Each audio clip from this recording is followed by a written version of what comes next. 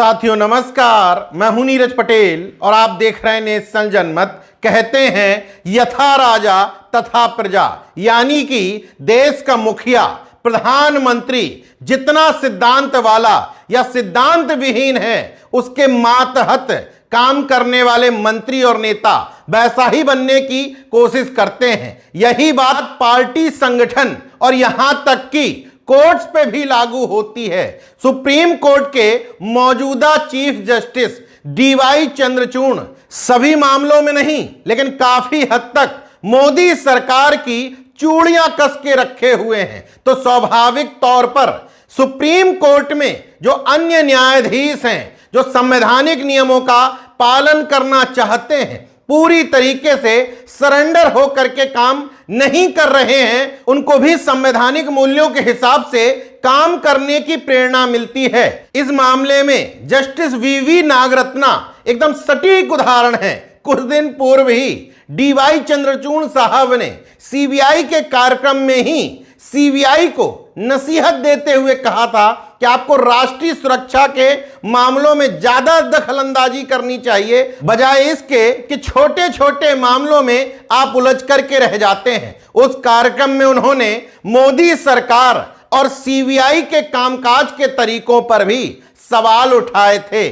अब जस्टिस नागरत्ना ने न सिर्फ नोटबंदी बल्कि मोदी जी के चहेते राज्यपालों पर भी सवाल उठा दिए। उन्होंने स्पष्ट शब्दों में कहा कि राज्यपालों का काम किसी राज्य सरकार के विधेयकों को लटका के रखना नहीं होता, बल्कि संवैधानिक नियमों के अनुसार अगर ठीक नहीं लगते हैं तो वापस लौटाइए, ठीक लगते हैं तो उनको निपटाइए, लेकिन रोक कर नहीं रख सकते। ऐसे समय में यह बात कही गई जब गैर भाजपा शासित पंजाब, तेलंगाना, तमिलनाडु, केरल जैसे राज्यों के मुख्यमंत्रियों ने सुप्रीम कोर्ट में याचिका दाखिल कर रखी है कि मेरे राज्यों के राज्यपाल विधेयकों को लटका करके रखते हैं। इसके अलावा नोटबंदी पर सवाल उठाते हुए उसे काला धन सफेद करने की एक प्रक्रिया तक बता डाला। हैदराबाद की एक लॉ यूनिवर्सिटी के कार्यक्रम में बोलते हुए जस्टिस नागरत्ना ने कहा, मुझे राज्यपाल कार्यालय से अपील करनी चाहिए कि यह एक संवैधानिक पद है। राज्यपालों को संविधान के अनुसार अपने कर्तव्यों का निर्वहन करना चाहिए, जिससे इस प्रकार के मुकदमेबाजी अदालतों में कम हो। राज्यपालों को किसी काम को करने या न करने के लिए कहना काफी शर्मनाक है। राज्यपालों को संविधान के अनुसार काम करना चाहिए। इसके अलावा जस्टिस नागरत्ना ने महाराष्ट्र और तमिलनाडु के राज्यपालों का उदाहरण देते हुए यहां तक कहा कि महाराष्ट्र के राज्यपाल के पास पर्याप्त सबूत मौजूद नहीं थे।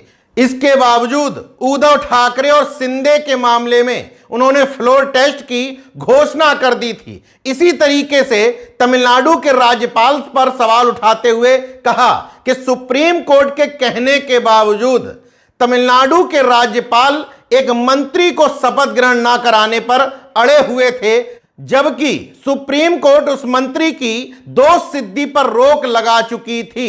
डीएमके सरकार यानी कि एमके स्टालिन को इस मामले में सुप्रीम कोर्ट जाना पड़ा था। सुप्रीम कोर्ट ने राज्यपाल को फटकार लगाई थी कि 2 दिन के अंदर मंत्री को शपथ ग्रहण करा करके कोर्ट को अवगत कराइए। अब आते हैं डंकाधिपति यानी कि मोदी जी के तुगलकी फरमान नोटबंदी पर। अचानक से टीवी पर प्रकट हुए, बोले 500 हर 1000 के नोट अब इस देश में नहीं चलेंगे।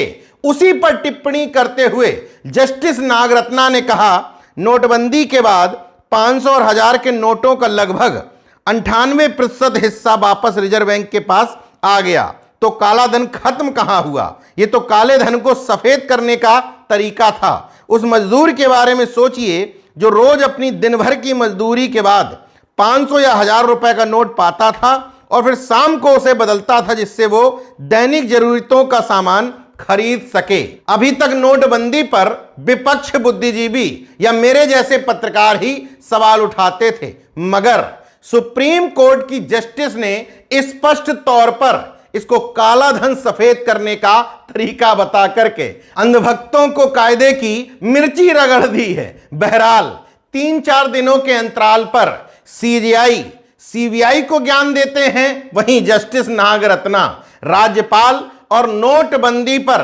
कायदे से सवाल उठाते हुए राज्यपालों को संयमित भाषा में अपनी गिरेबान में झांकने की और मोदी सरकार की गुलामी न करने की नसीहत दे रही हैं। कम से कम इस संवैधानिक पद के लिए जो सम्मान बचा है उसे बचा लीजिए, वरना जब राजा ही निर्लज्ज है तो उसके दरबारी तो निर्लज्ज होंगे ही। देखते रहिए नेशनल जनमत, जागरूक और सजग बने रहिए। जय विज्ञान, जय संविधान, जय लोकतंत्र। धन्यवाद।